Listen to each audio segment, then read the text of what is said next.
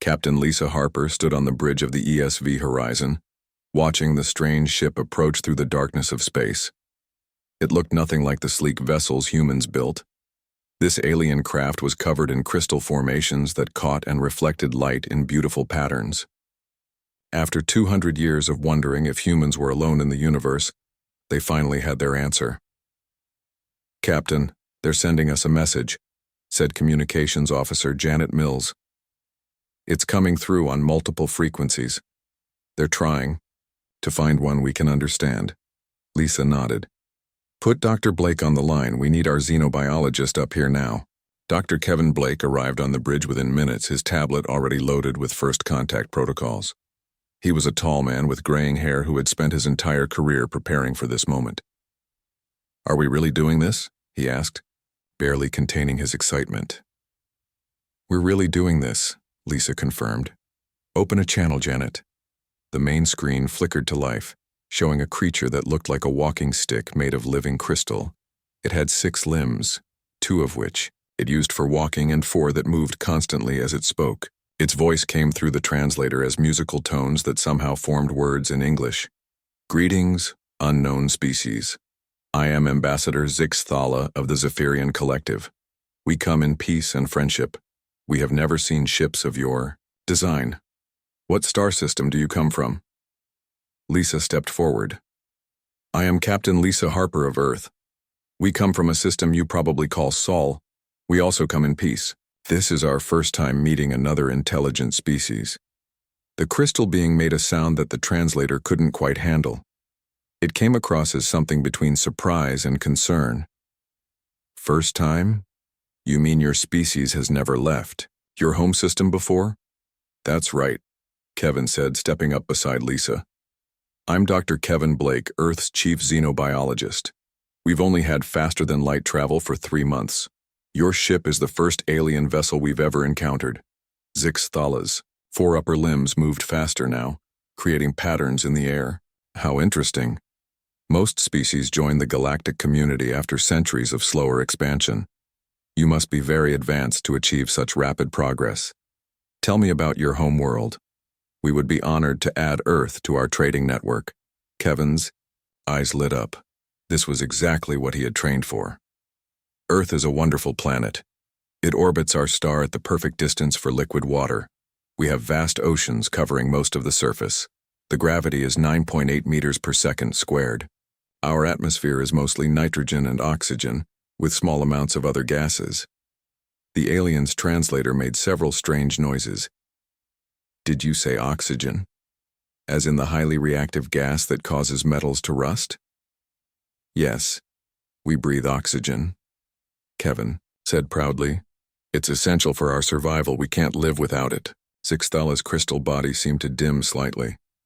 "And you said liquid water covers most of your planet? The universal solvent that dissolves most known materials?" "About 70% of Earth's surface is covered by oceans," Lisa added. "We actually evolved from creatures that lived in the water. Many humans still enjoy swimming in it for fun." "For fun," the alien repeated slowly. "You deliberately immerse yourselves in a substance that dissolves solid matter for enjoyment." Kevin didn't notice the concern in the alien's voice. He was too excited to share more information. "Oh, that's nothing compared to our weather. Earth has amazing variety. We have areas where water freezes solid for months at a time. Other places get so hot that water boils away. And our storms can be incredible. We have winds that can tear buildings apart, and lightning strikes that carry millions of volts of electricity." The translator was making more frequent error sounds. "Now, your people live in areas where the primary solvent of your world changes state regularly, and you experience electrical discharges powerful enough to level structures?" "Not just live in those areas," Lisa said with a smile. "Some humans actually enjoy the storms. They'll stand outside in the rain and whine just to experience it. We call it dancing in the rain." Zix Thala's form went completely still for several seconds. When it moved again, all 4 upper limbs were trembling, and the electrical discharges that can destroy buildings. "What do your people do when these occur?" "Well, we have lightning rods to protect our buildings," Kevin explained. "But sometimes people actually try to watch lightning storms. Some photographers spend years trying to capture the perfect picture of lightning strikes. They seek out the electrical death strikes for visual documentation, the alien said faintly. Death strikes? Lisa asked, confused. Lightning can be dangerous, but it's not usually deadly if you're careful. Besides, the chances of being struck are pretty small. Maybe 1 in a million. 1 in a million, Zixthala repeated. The translator was having trouble with the musical tones of its voice now. And your people consider this acceptable risk for recreational observation? Kevin was warming to his subject now. Oh, and I should tell you about our animals. Earth has the most amazing wildlife. We have creatures that hunt in packs using coordinated strategies. Others that can change color to blend with their surroundings. Some animals are so toxic that a single bite can kill creatures many times their size. Coordinated pack hunters, the alien whispered. Camouflaged predators. Venomous micro-predators. And the big predators are incredible too, Kevin continued, enthusiastically. We have sharks in our oceans that can grow over 20 feet long, land predators that can run faster than our early vehicles, flying hunters with talons that can crush bones. Zixthala's translator fell silent for almost a full minute. When it started working again, the alien's voice sounded different. Smaller, somehow. Dr. Blake, what do your people eat? Oh, we're omnivores, Kevin said happily. We eat both plants and animals. Humans are actually persistence hunters.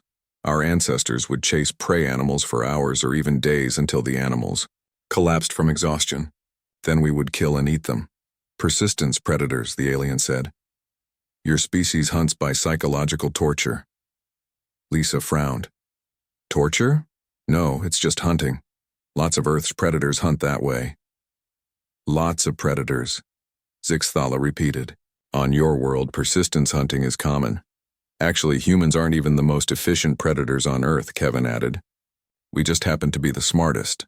Some of our predators can kill prey in seconds. Others use pack tactics that would impress any military strategist. The alien's form was dimming more now. Your world produced multiple apex predator species, and the one with the greatest intelligence survived to become spacefaring.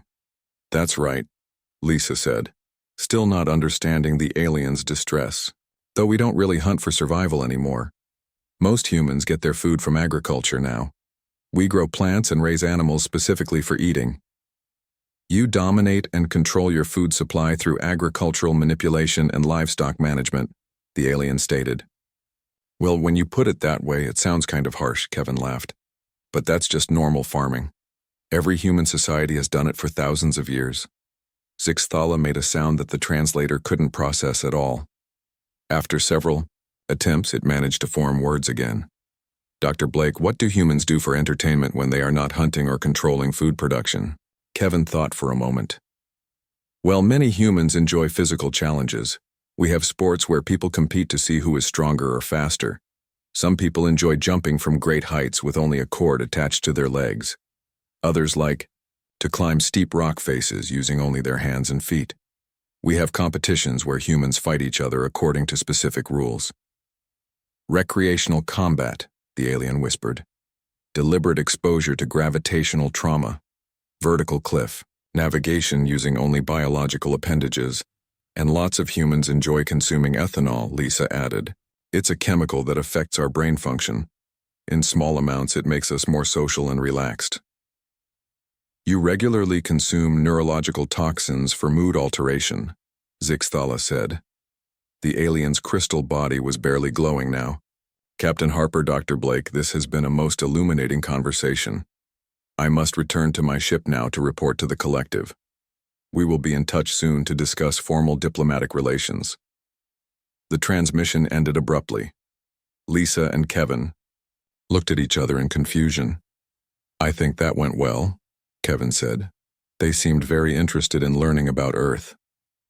Lisa wasn't so sure.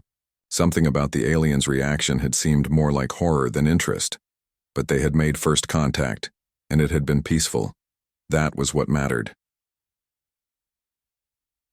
3 hours later, Earth's long-range sensors detected the Zephyrian ship jumping to faster-than-light speed, heading away from human space as quickly as possible. What Lisa and Kevin didn't know was that Ambassador Zixathala was already updating the galactic database. Earth's new entry read, Class Deutsche Deathworld, extreme caution advised. Inhabitants appear to be apex predators adapted to survive conditions that would be instantly lethal to most known species. Further study required to determine threat level. The wide age of human isolation was over. The age of Earth's reputation as the galaxy's most terrifying world was just beginning. Dr. Rachel Torres walked through the forest path, pointing out different trees and plants to her alien visitors. She had been Earth's leading expert in comparative xenobiology for 15 years, but nothing had prepared her for actually hosting alien scientists on Earth. 6 months had passed since first contact, and word had spread through the galaxy about the strange new species that claimed to live on a death world. This is a typical temperate forest, Rachel explained to the group, following her. We consider this one of our most peaceful environments, perfect for a relaxing walk. Survey team leader Kurim floated beside her in his specialized containment suit. He was a gaseous being from the ethereal zones, and his suit glowed with soft, blue light as he processed the air around them. Dr. Torres, my sensors are detecting thousands of different chemical compounds in the atmosphere. Many of them appear to be toxic. Rachel smiled. Oh, those are just the natural chemicals that plants release. Trees and flowers produce different scents to attract helpful insects or to ward off harmful ones. It's all perfectly natural. Security Chief Vexarn, a silicon-based life form that looked like a walking crystal formation, made a grinding sound that his translator interpreted as distress. The vegetation is engaged in chemical warfare. I wouldn't call it warfare, Rachel laughed. More like chemical communication. Plants can't move around like animals, so they use chemistry to interact with their environment. Commander Jake Peterson walked beside the group, carrying a portable scanner to help document everything for Earth's Alien Relations Division. He had been chosen for this job because of his calm personality and his ability to explain things simply. The plants aren't trying to hurt each other, he said. They're just trying to survive and reproduce like any living thing. Karim's suit sensors made a high-pitched whining sound. My instruments indicate that the soil beneath us contains billions of microscopic organisms. Many appear to be consuming each other. Rachel knelt down and picked up a handful of dirt. This is actually one of the most important parts of any ecosystem. The soil is full of bacteria, fungi, tiny worms, and insects. They break down dead plant and animal matter and turn it into nutrients that feed the larger plants. Billions of microscopic predators in every handful of substrate, Vexarn translated for his report. They're not really predators, Rachel protested. Well, some of them are, but most are just decomposers. They're recycling nutrients. The group came to a clearing where they could see a deer grazing about 50 yards away. Rachel was pleased. This was exactly the kind of peaceful wildlife encounter she had hoped for. There's one of our herbivores, she said proudly. Deer are very gentle animals. They eat plants and try to avoid conflicts. The deer looked up at the sound of her voice, then bounded away in long leaps that covered 20 feet with each jump. Karim's translator made several error sounds before producing words. That creature can leap 20 times its own body length. They're built for running and jumping, Jake explained. Deer have powerful leg muscles that let them escape from predators quickly. What predators? Vexarn asked, though his tone suggested he wasn't sure he wanted to know. Rachel pointed to some tracks in the mud near a small stream. Well, in this area we might find wolves, bears, or mountain lions, but they're all natural parts of the ecosystem. Multiple, apex predator species in a single environment, Kurim whispered. Oh, they're not all apex predators, Rachel corrected. Wolves hunt in packs, bears are actually omnivores that eat mostly plants, and mountain lions are solitary hunters. They all have different hunting strategies and prey animals. The alien survey team spent several minutes recording this information. Rachel wasn't sure why they seemed so interested in basic ecological facts, but she was happy to share her knowledge. As they continued walking, they heard voices ahead. A group of human children were playing in another clearing, their laughter echoing through the trees. Perfect, Rachel said. You can observe normal human social behavior. These are probably local children from the nearby town. They watched as about 8 children between the ages of 6 and 12 ran around the clearing. Some were chasing others in what appeared to be a game of tag. Others were climbing trees or playing on a fallen log that served as a natural balance beam. The young humans are practicing pursuit and evasion techniques, Vexarn observed. They're just playing tag, Jake said. It's a game where one person tries to catch the others by touching them. When you get tagged, you become the chaser. Ritualized hunting behavior, Kurim noted. The juveniles are training for predator-prey interactions. Rachel frowned. It's not hunting training. It's just a fun game that helps children exercise and socialize. One of the children, a boy about 8 years old, was climbing a tall oak tree. He made it about 15 feet up before losing his grip and falling.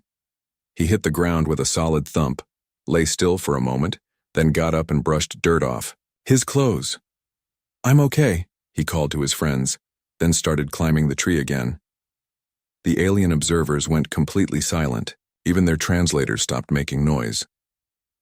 The juvenile sustained impact trauma from a height of approximately 5 meters, Vexarn finally said. It appeared to be unconscious briefly, then resumed the dangerous activity. He just had the wind knocked out of him, Rachel explained. Children fall down all the time. They're very resilient. Tommy's always falling out of trees, one of the other children said, running over to them. Are you the alien people? You look really cool. The girl was maybe 10 years old, with scraped knees and dirt on her shirt. She showed no fear of the strange alien visitors. The juvenile shows no stress response to unknown species contact, Kurim observed, despite obvious recent physical trauma to the lower limbs.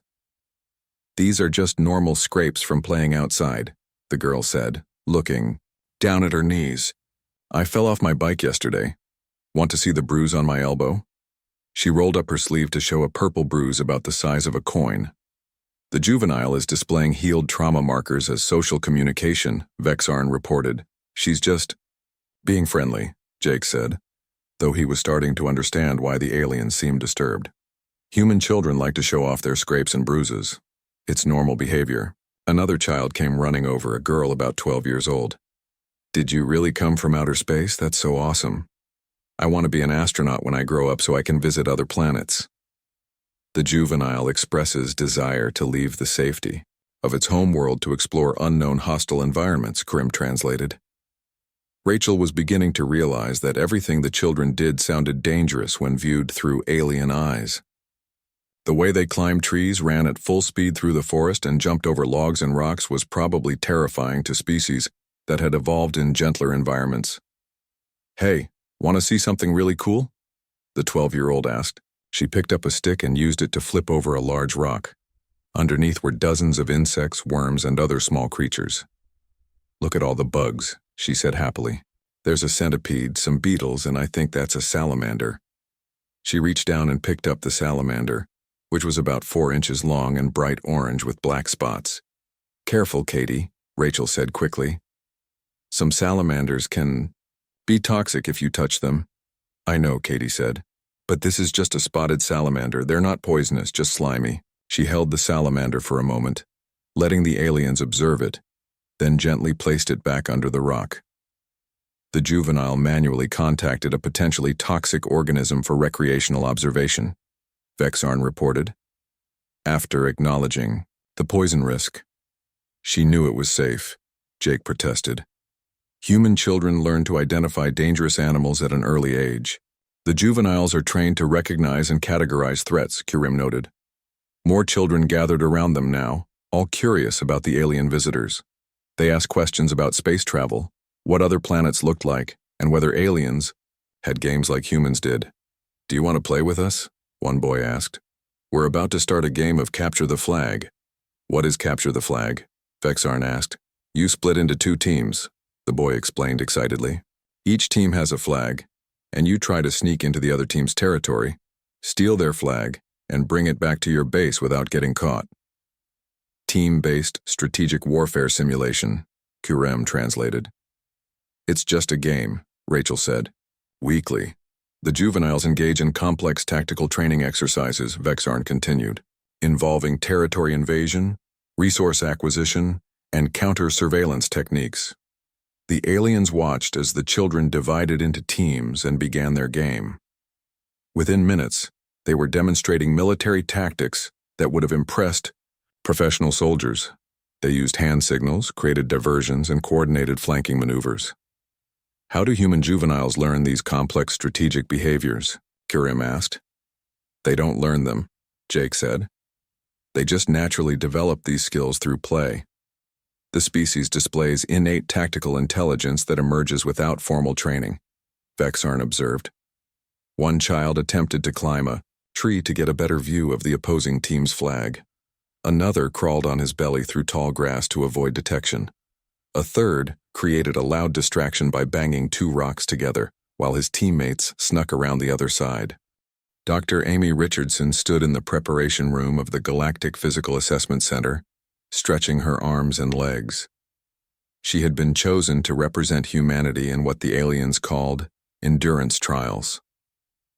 As a sports medicine specialist, she thought she was ready for whatever tests they had planned. Beside her, Lieutenant Carlos Mendez did push-ups on the floor, warming up his muscles. "Are you nervous?" Amy asked him. Carlos finished his set and stood up. "Not really. I've been through Navy SEAL training, survival school, and 3 combat deployments. How hard can alien fitness tests be?" High Counselor Thexvarn entered the room, floating in a mobility chair that kept him suspended in low-gravity fields. His species had evolved on garden worlds where the gravity was barely 1/3 of Earth's. Even with mechanical assistance, he moved carefully and slowly. "Welcome, humans," Thexvarn said through his translator. "We have designed these trials to properly assess your species' physical capabilities. This information will help us classify your threat level and determine appropriate safety protocols for future interactions." Amy frowned. "Threat level? We're not here to threaten anyone. We just want to show that humans can be good partners in galactic society." "Of course," Thexvarn replied. "But we must understand your capabilities to ensure the safety of all species. The first trial will test your gravity tolerance. Most spacefaring species require assistance to survive in gravity fields above 0.3 standard units." He led them to a large chamber with thick walls and a reinforced viewing window. Inside, Amy could see what looked like a normal room with chairs, a table, and some basic equipment. "This chamber can simulate gravity fields up to 1.2 standard units," Thexvarn explained. "We will begin at 1.0 units, which matches your homeworld's gravity. You must remain conscious and mobile for 1 full hour." Amy and Carlos looked at each other in confusion. "That's just normal gravity for us," Amy said. "We live in that every day." "Yes, but you have evolved specifically for those conditions," Thexvarn said. "We need to observe how your bodies function under such extreme stress." Arena Master Krilthos joined them at the viewing window. He was a reptilian being from a heavy gravity world, but even his species considered Earth's gravity to be on the extreme end of survivable. "The testing chamber is ready," Krilthos announced. "Please enter when you are prepared." Amy and Carlos walked into the chamber as if they were entering any normal room. The moment they stepped inside, alarms began sounding in the observation area. "Fascinating," Krilthos said, watching his instruments. "Their heart rates remain normal. No signs of stress or strain." Carlos began doing jumping jacks, bouncing up and down effortlessly. Amy walked around the room, examining the equipment and testing its weight. "This feels completely normal," she called out to the observers. "Are you sure the gravity is turned on?" Thexvarn checked his readings twice. "The gravity field is operating at full Earth normal intensity, 9.8 meters per second squared." "Maybe we should increase it," Amy suggested. "We're not even breathing." "Art." The alien observers looked at each other in shock. Most species would be unconscious within minutes at that gravity level. Carlos had started doing push-ups again just to pass the time. "How long do we need to stay in here? An hour seems like a long time to just stand around." "The subjects are treating extreme gravitational stress as a mild inconvenience," Krilthos reported to his data pad. After an hour, the humans emerged from the chamber looking exactly as they had when they entered. They weren't even sweating. "That was easy," Carlos said. "What's the next test?" The second trial was temperature endurance. The aliens had prepared a chamber that could simulate the extreme temperatures found on different worlds throughout the galaxy. We will test your ability to survive in temperatures ranging from 250 degrees Kelvin to 320 degrees Kelvin, Thexvarn explained. Amy did quick math in her head. That's about -10 to +47 degrees Celsius. Those aren't really extreme temperatures. For humans, those temperatures would be instantly fatal to most galactic species, Krilthos said. Cellular structure breaks down rapidly outside of optimal temperature ranges. The test began at the lowest temperature. Amy and Carlos entered the chamber wearing normal clothes, no special protective gear. The aliens watched in amazement as the humans walked around normally, talking and laughing as if nothing was happening. It's a bit chilly, Amy said, but nothing worse than a winter day back home. The temperature was gradually increased to the upper range. The humans removed their jackets and rolled up their sleeves. This feels like a nice summer day, Carlos commented. Maybe a little warm, but comfortable. The subject's core body temperature remained stable across the entire range, Krilthos reported. Their bodies are automatically adjusting to maintain homeostasis. Do you want to try more extreme temperatures? Amy asked. Humans regularly experience temperatures from -40 to +50 degrees Celsius in different parts of Earth. The aliens declined to test further. They were already having trouble believing what they were seeing. The third trial was the most disturbing for the observers. It was designed to test toxin resistance. The aliens had prepared a series of substances that were mildly poisonous to most species but not immediately fatal. We will expose you to various chemical compounds, Thexvarn explained. Please inform us immediately if you experience any adverse effects. The first test was caffeine. The aliens administered what they considered a dangerous dose through an injection. Carlos yawned. This feels like I just had a cup of coffee, he said. Actually, it's less caffeine than I usually drink in the morning. The subject shows no adverse effects from the neurological stimulant, Krilthos noted, requesting larger dose. They increased the caffeine level to what would be fatal for most species. Carlos became more alert and energetic, but showed no signs of distress. I feel great, he said, like I could run a marathon. The next test was capsaicin, the chemical that makes peppers hot. They applied it to the human's skin and had them ingest small amounts. This burns a little, Amy said, but it's not bad. I actually like spicy food. This tastes like a mild pepper. The subjects are consuming cellular damage agents for recreational purposes, Thexvarn reported in disbelief. The aliens tested them with alcohol, which was considered a dangerous poison by most galactic species. The humans treated it like a mild relaxation aid. This reminds me of wine, Amy said. Do you have anything stronger? The humans are requesting increased doses of the neurological toxin, Krilthos said faintly. The final test was the most shocking. The aliens had prepared a psychological evaluation to test the humans' mental resilience under stress. They presented Amy and Carlos with a series of hypothetical scenarios designed to cause panic and despair. Imagine you are trapped on a hostile world with no hope of rescue, the test administrator said. Your supplies are running low and dangerous predators are hunting you. What is your psychological response? Carlos shrugged. I'd find water and shelter first, then figure out how to signal for help or build something to get off the planet. Maybe hunt some of those predators for food. The subject views the hopeless scenario as a tactical challenge, the administrator reported. Now imagine that your rescue attempt fails, the test continued. You are certainly going to die. How do you respond? Amy thought for a moment. I'd keep trying different approaches until I found something that worked. Even if the situation looked hopeless, there's always a chance something might work out. Besides, I'd rather die trying than give up. The subject maintains optimism and determination even when facing certain death, the administrator noted. The aliens presented increasingly dire scenarios: galactic war, planetary destruction, the heat death of the universe. The humans responded to each one with either practical solutions or stubborn refusal to accept defeat. Let me get this straight, Carlos said finally. You're trying to find a scenario that would make us give up hope? That is correct, the administrator confirmed. That's not really how humans work, Amy explained. We tend to get more determined when things get worse. Some of our greatest achievements happened when people refused to give up even when everyone said it was impossible. The species displays paradoxical psychological responses, the administrator reported. Stress increases determination rather than decreasing it. The aliens decided to test this theory.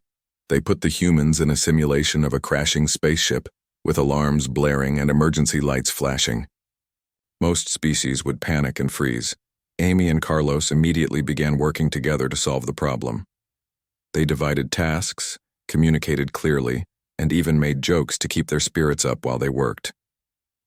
Engine failure in Sector 7, Amy called out, reading the displays. Carlos, can you reroute power from the secondary systems? Already on it, Carlos replied. This is actually kind of fun. It's like a video game. The subjects are treating a life-threatening emergency as entertainment, Krilthos observed. They managed to solve the simulated crisis in record time, working together more effectively under pressure than they had during the easier tests. Do you maintain such calm under extreme stress? Thexvarn asked. We don't really think of it as extreme stress, Amy explained. This is just problem solving. Humans are pretty good at working together when things get tough. Professor Ellen Davis stood before the assembled Galactic Scientific Council, looking at the hundreds of alien representatives from across the galaxy. Some floated in gravity fields, others sat in specialized environmental suits, and a few existed as energy patterns projected into the chamber. She had been chosen to defend humanity's place in galactic society, though she wasn't entirely sure what she was defending them against. Honored council members, Ellen began, I'm here to present Earth's case for continued membership in the galactic community. I understand there have been concerns about our planet's classification as a class-tweaked Deathworld. Chief Researcher Mixandra, a tall being with multiple arms that moved like flowing water, activated her translator. Professor Davis, the concern is not simply your planet's classification. The concern is that your species appears to be a biological impossibility. Ellen frowned.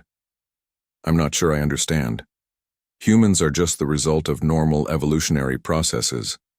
Archive Keeper Zolthes, an ancient crystalline being that had been alive for thousands of years, spoke in tones that sounded like singing crystals. Professor, in all our records of galactic history, no class Tartes Deathworld has ever produced a spacefaring civilization. Such worlds either destroy their inhabitants or create species so aggressive they become galactic threats. Earth is different, Ellen said. Would you like me to explain how human evolution worked? Please proceed, Mixandra said, though her tone suggested she was dreading the answer. Ellen activated her holographic display, showing Earth's timeline over the past 4 billion years. Life on Earth began in extremely hostile conditions. Our early atmosphere was poisonous. Our surface was bombarded by radiation and volcanic activity was constant. Murmurs of concern rippled through the council chamber. As life evolved, Earth went through multiple extinction events. Ellen continued cheerfully. Asteroid impacts, ice ages, volcanic eruptions that poisoned the atmosphere, and periods where oxygen levels became toxic to most existing life forms. Multiple planetary extinction events, Zolthes repeated, and life survived each one. Not just survived, Ellen said proudly. Each extinction event made the surviving species stronger and more adaptable. Earth's history is basically 4 billion years of survival training. Mixandra's multiple arms moved frantically as she took notes. Your planet subjected its inhabitants to repeated near-extinction scenarios as a form of evolutionary pressure. That's one way to put it, Ellen agreed. The result is that Earth's current biosphere contains some of the most resilient and adaptable life forms in the galaxy. Captain Ryan Murphy, who had been standing quietly beside Ellen, stepped forward. If I may add some context, council members, Professor Davis is focusing on the biological aspects, but there's also the matter of human, social evolution. Please explain, Zolthes requested. Ryan activated his own display, showing images of human history. Humans developed in small tribal groups that competed for resources.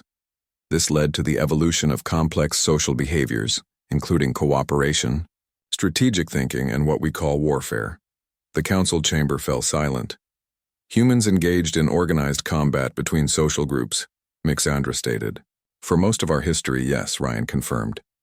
Different human societies would fight over territory, resources, or ideological differences. This continued for thousands of years. A species that practices ritualized violence against its own kind, Zoltes observed. This aligns with our predictions for class-to-peen Deathworld inhabitants. Ellen sensed that the conversation was going in the wrong direction. But that's not the whole story. Yes, humans have fought wars, but we've also developed incredible capacity for cooperation and compassion. Explain this paradox, Mixandra requested. Humans can be extremely violent when threatened, Ellen said, but we're also capable of great kindness and self-sacrifice. We've developed art, music, literature, and philosophy. We care for our sick and elderly. We often risk our own lives to help strangers. Ryan nodded. Some of our greatest heroes are people who gave their lives to save others.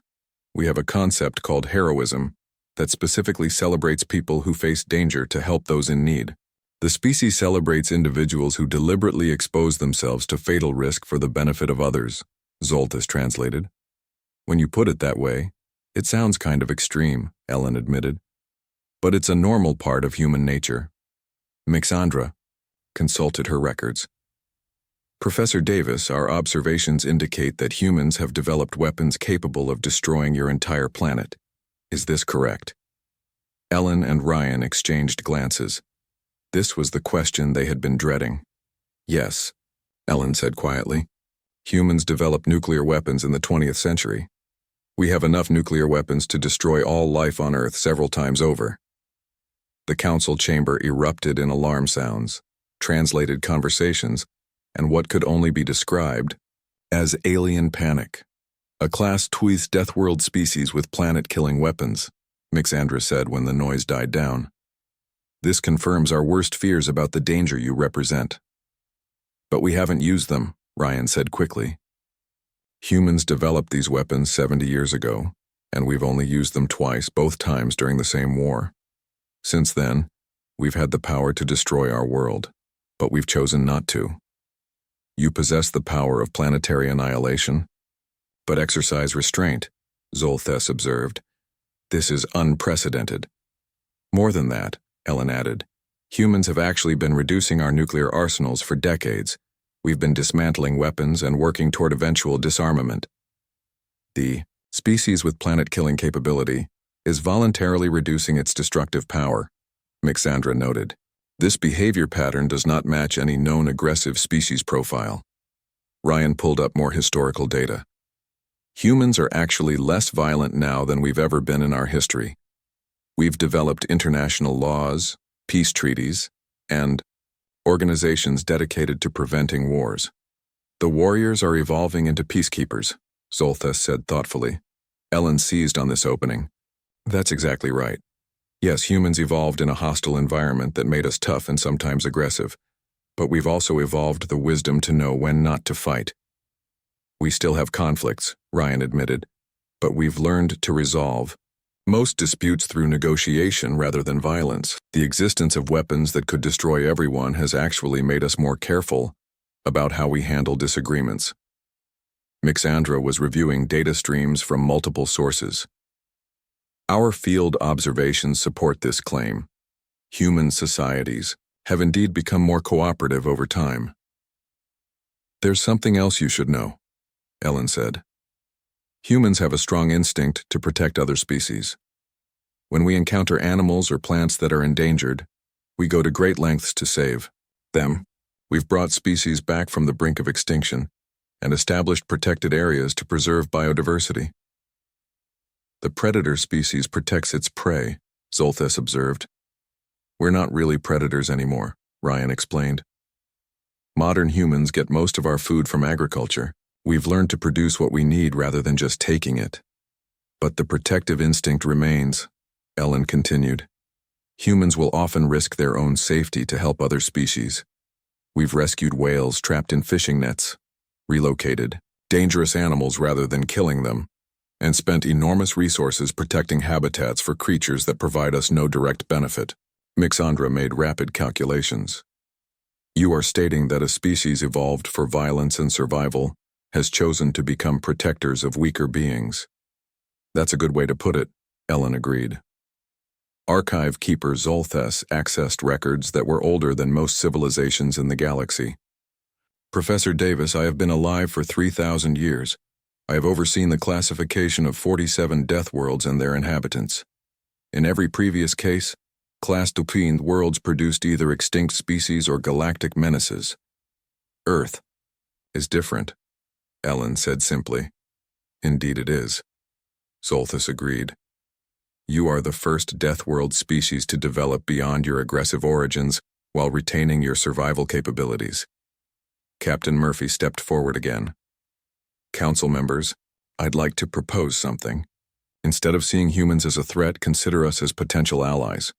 Our evolution has given us unique abilities that could benefit the galactic community. Explain, Mixandra requested. Humans are natural problem solvers, Ryan said. We're used to dealing with dangerous situations and finding solutions under pressure. We could help other species handle emergencies or explore dangerous regions of space.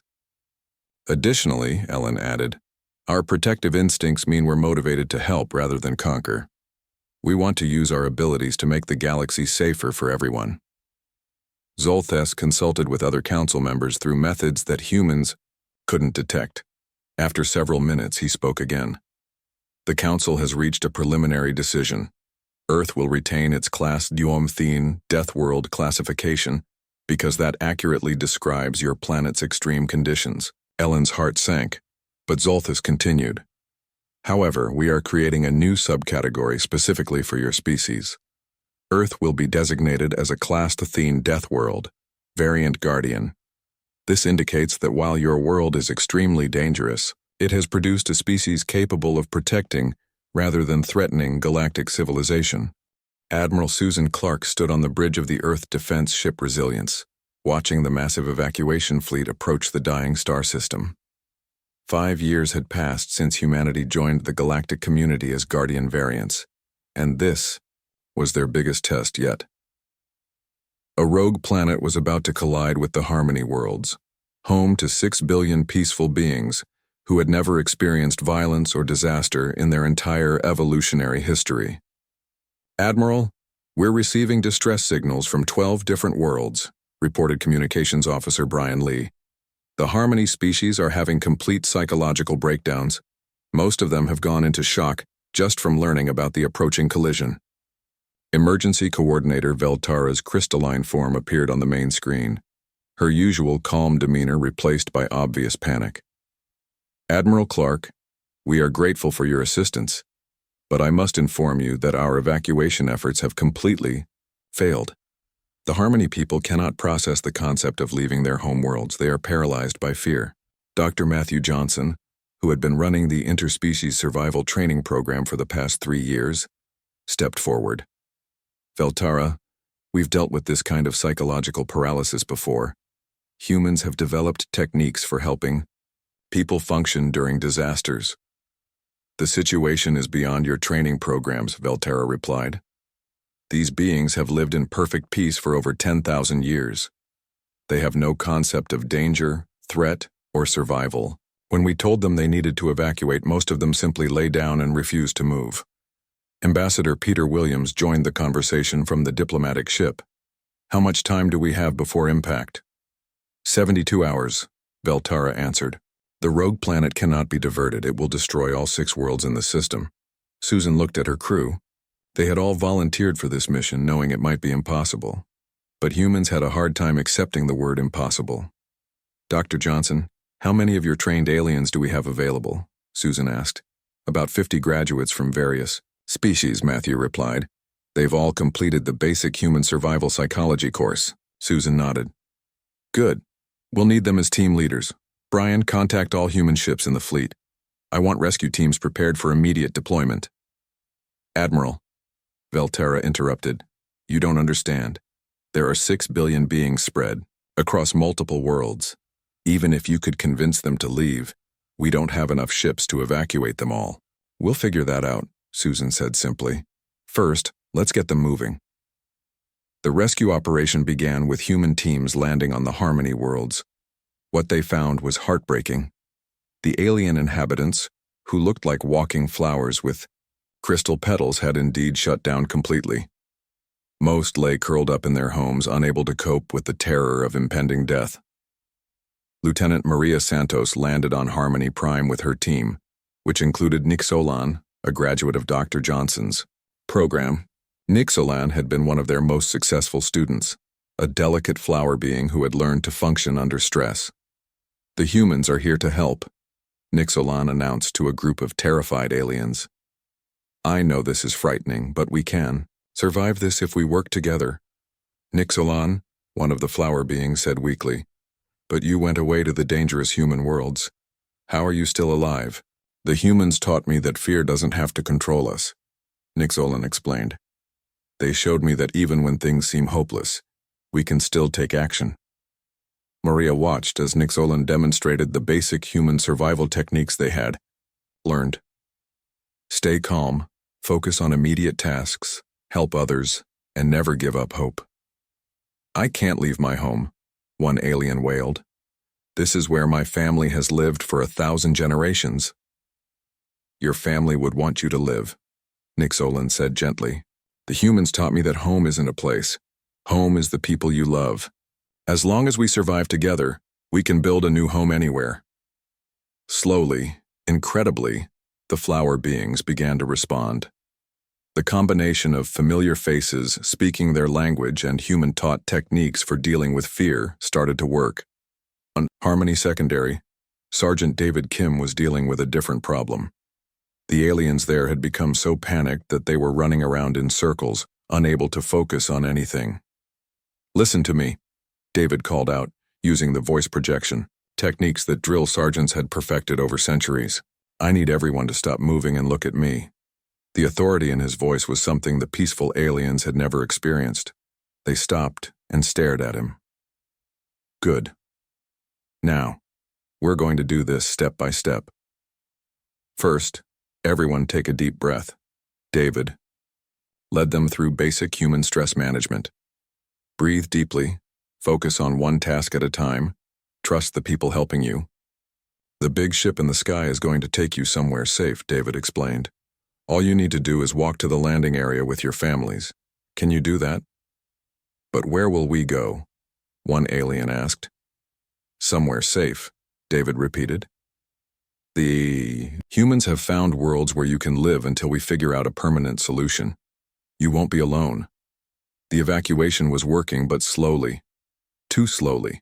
Admiral, at this rate we'll only evacuate about half the population before impact, reported Captain Jennifer Walsh from one of the transport ships. Susan studied the numbers. They needed a miracle, and humans weren't particularly good at miracles, but they were excellent at refusing to accept defeat. Matthew, how fast can we run your emergency training program? The basic course takes 3 months, Matthew replied. We have 3 days. Matthew thought for a moment. We could try an intensive crash course, teach just the absolute basics of hope and determination.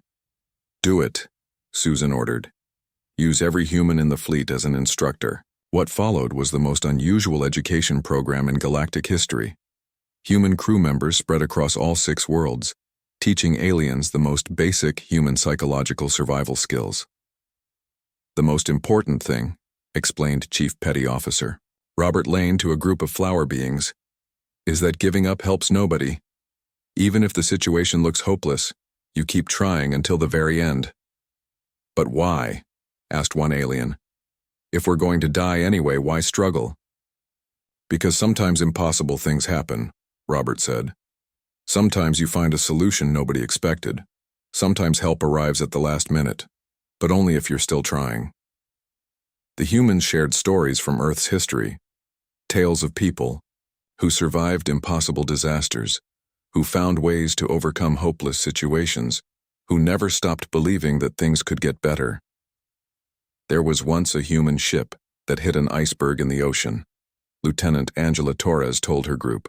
Everyone thought they were going to die. But some people kept working to save others right until the end. Because they didn't give up, hundreds of people lived who would have died. The flower beings listened to these stories with amazement. The concept of fighting against hopeless odds was completely foreign to them, but they began to understand its power. On the third day, something unexpected happened. The newly trained aliens began helping with their own evacuation. They organized their neighbors, carried supplies, and even helped load the transport ships. "Look at them," Veltara said in wonder, watching her people work together in ways they never had before. "They're displaying behaviors we've never seen. Cooperation under stress, determination in the face of fear, hope despite certain danger. They're becoming more human," Dr. Johnson observed. "Not biologically, but psychologically." The evacuation was completed with 6 hours to spare. All 6 billion inhabitants of the Harmony worlds were safely aboard the massive fleet of ships, provided by dozens of galactic species. But the story didn't end there. "Admiral Clark," Veltara said as the fleet watched the rogue planet destroy the Harmony worlds, "my people are asking if the humans can teach them more." "More of what?" Susan asked. "More of everything. How to survive in difficult places. How to help others when things go wrong. How to never give up hope." Susan smiled. "We'd be honored to teach them."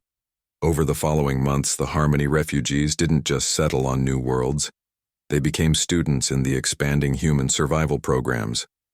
Other species began requesting similar training. "It's remarkable," Ambassador Williams reported to Earth. "We're not just teaching aliens how to survive disasters. We're teaching them how to be resilient, how to adapt, how to find strength they didn't know they had." The galaxy was changing. Species that had lived in comfort for millennia were learning that they could be stronger than they ever imagined. They were learning to face challenges instead of avoiding them. Children from a dozen different species played together on the new colony worlds, learning human games that secretly taught survival skills. Their parents worked alongside human advisors, building emergency response teams and disaster preparedness programs. "The galaxy is becoming more human," Dr. Johnson noted in his final report. "Not in biology, but in spirit. We're teaching entire civilizations that they don't have to be helpless when faced with the unknown." Earth's classification in the galactic database had been updated one final time. Class T Deathworld Guardian Variant, home to the species that taught the galaxy how to hope. Inhabitants demonstrate unique ability to maintain optimism and determination under any conditions. Their greatest export is not technology or resources, but the knowledge that survival is possible and surrender is optional.